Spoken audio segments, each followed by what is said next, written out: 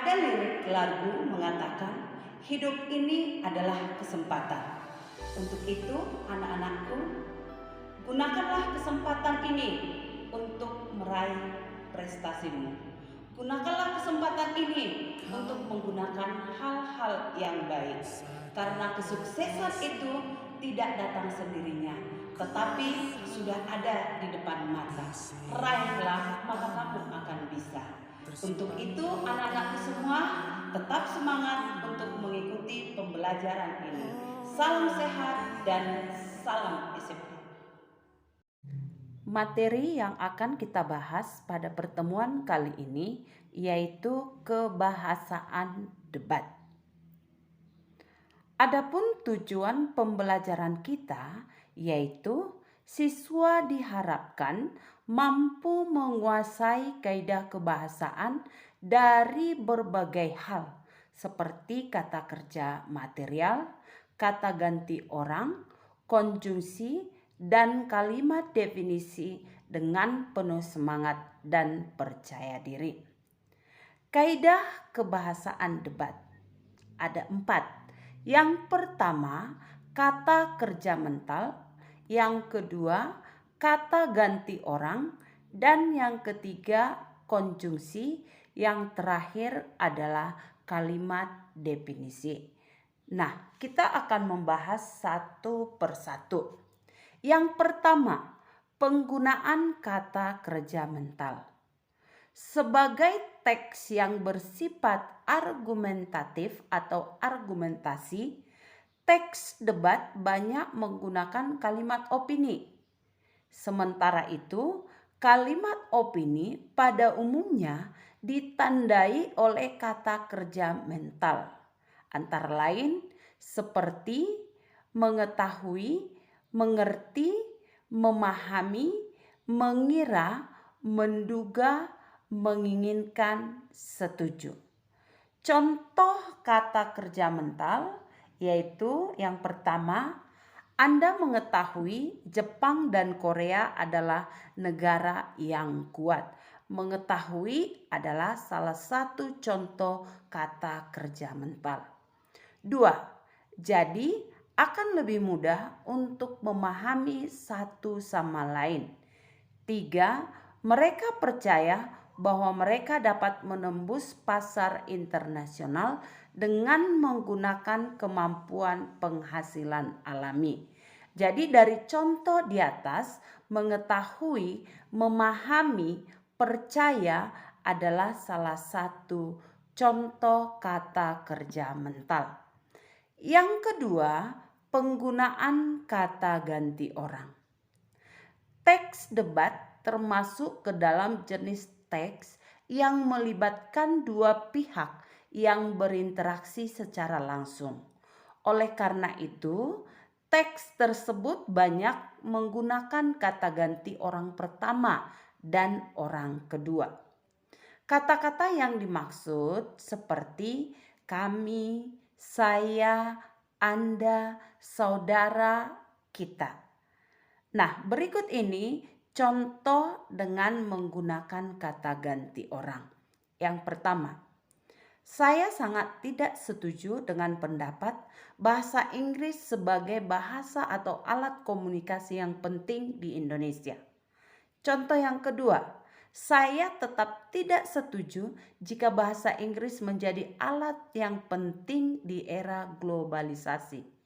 3. Anda mengatakan negara termaju menggunakan bahasa Inggris dalam berbicara. Dari contoh tersebut ada penulisan kata ganti orang, yaitu saya dan Anda. Berikutnya, yang ketiga, penggunaan konjungsi. Konjungsi disebut juga dengan kata penghubung.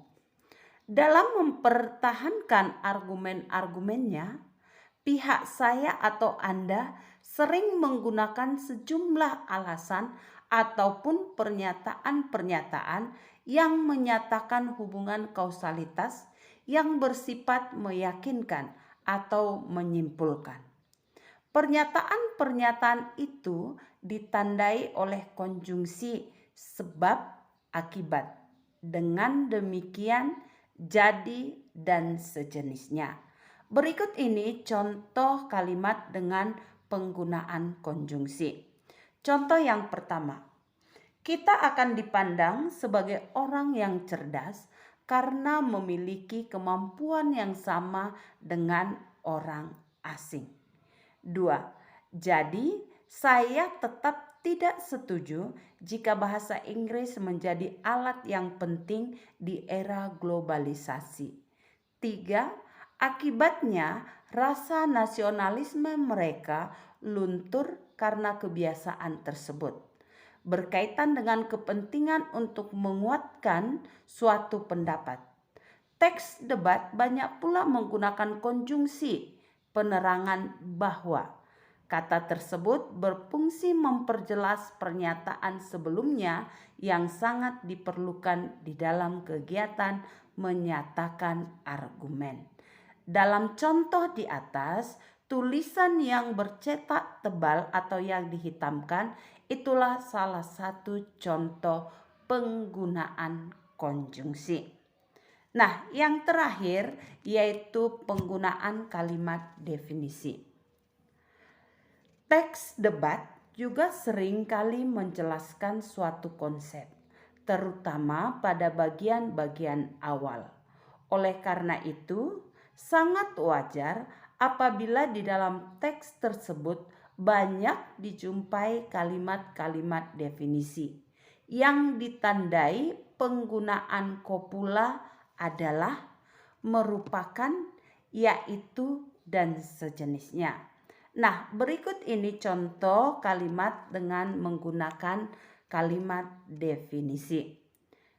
1. Globalisasi adalah suatu kondisi yang tidak ada jarak antara satu negara dengan negara lainnya.